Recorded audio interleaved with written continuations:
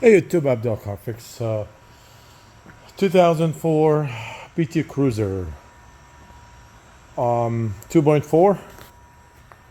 We're doing some work on it. One of the things that we're changing on this vehicle is we are changing the knock sensor.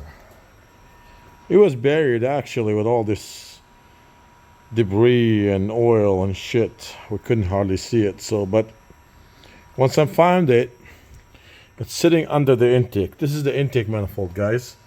It's sitting under the intake manifold. That's where it goes. Basically, take the air box out, which is this guy right there.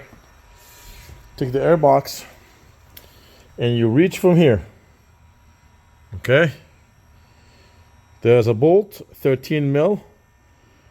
Okay, so you reach from here. And let me see if I can find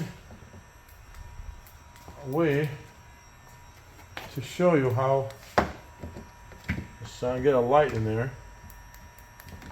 What the heck is wrong with my light? Okay. See if this light works. Alright, we got a light that works. So if you look down there, I'm trying to find it for you here. So if you're looking for that sensor, and it's not hard to change, you know, I mean, from the side here, 13 mil, here you go. You see that bolt right there. See it? Let me take another look here. Right there. Okay. Try to give you a better shot of this. All right.